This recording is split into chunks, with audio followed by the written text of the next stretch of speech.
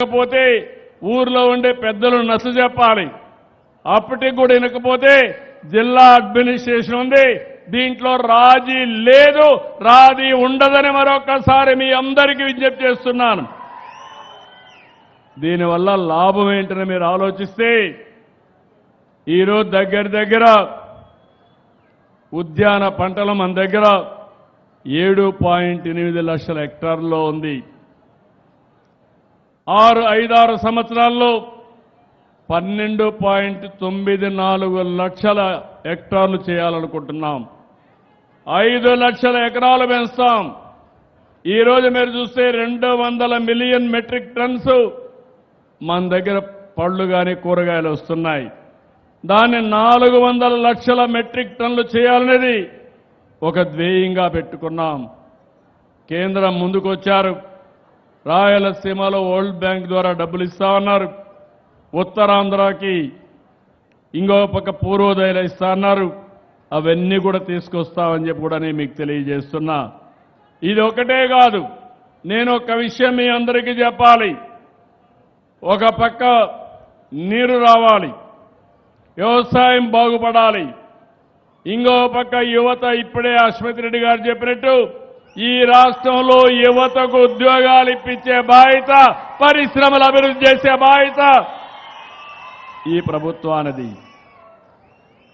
అమరావతి ఇప్పుడే నేను చూశాను, అశ్వత్ రెడ్డి చాలా మంచి పని చేశాడు. నిన్నటి వరకు మనకు అడ్రస్ లేదు. ఈరోజు గర్వంగా మీ రాజధాని ఏదంటే నా రాజధాని అమరావతి అని చెప్పి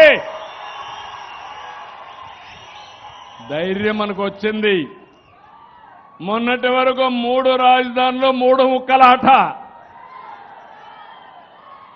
ఎక్కడన్నా బయట పోయి అడిగితే మీ రాజధాని ఏదంటే చెప్పలేక నామోషి.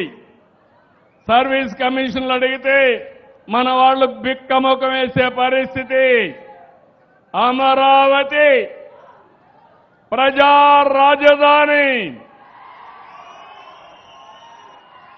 మన పురాణాల్లో అమరావతి దేవతల రాజధాని.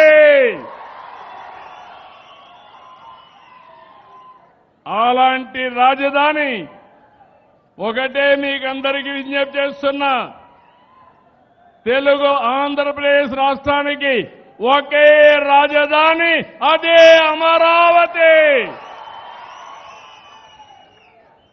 దేశమంతా మనతో నిలబడ్డారు. అన్ని రాజకీయ పార్టీలు సపోర్ట్ చేశారు. 50 పార్టీలు ఉన్నాయి కేంద్రంలో. రాజ్యసభ, లోకసభ 2 సభల్లో కలిసి 50 పార్టీలకు ప్రాతినిధ్యం ఉంది. 49 పార్టీలు సపోర్ట్ చేశారు. ఒకే ఒక పార్టీ దిక్కుమాలిన పార్టీ. ఏ పార్టీ అది? ఏ పార్టీ అది? అంటే ఈ రాష్ట్రానికి ద్రోహం చేయడం అవునా కాదా అని అడుగుతున్నాం మిమ్మల్ని. అవును అంటే గట్టిగా చెప్పండి, కూడా చెప్పండి ఇది ద్రోహం అని. అది అయితే మొన్న మాట్లాడుతూ మ్యావిగన్ అంట.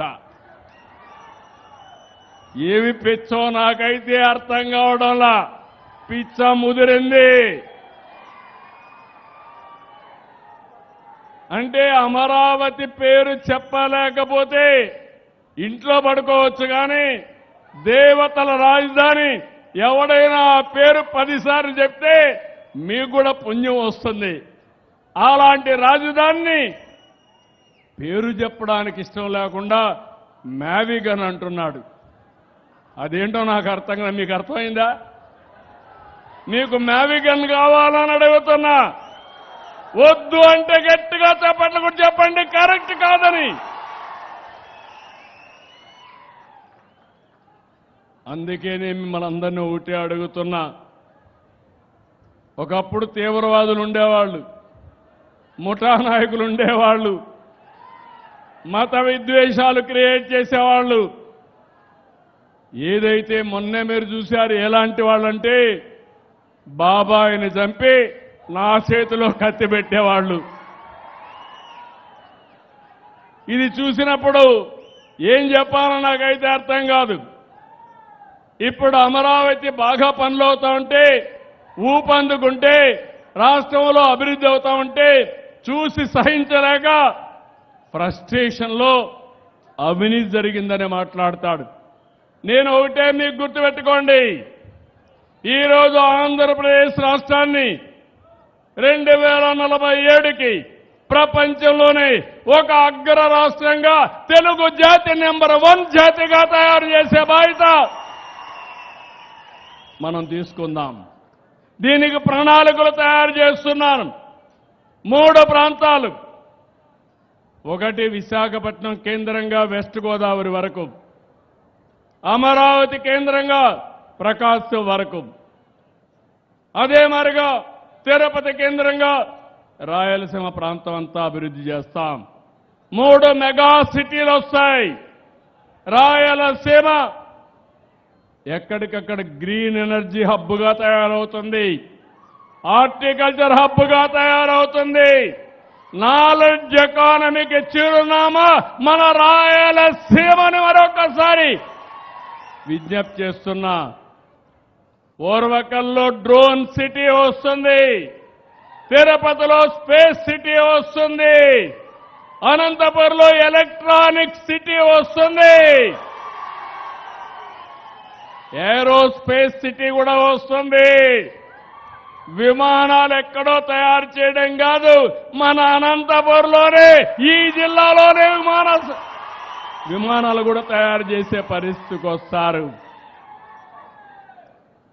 ఇలాంటివన్నీ పెట్టి నేను ముందుకు పోతా ఉంటే ఇష్టానుసారంగా గడిచినటువంటి 21 నెలల్లో 20 లక్షల కోట్ల రూపాయలు పెట్టుబడులు వచ్చి 23 లక్షల మందికి ఉద్యోగాలు వచ్చే అవకాశం వస్తా ఉంది.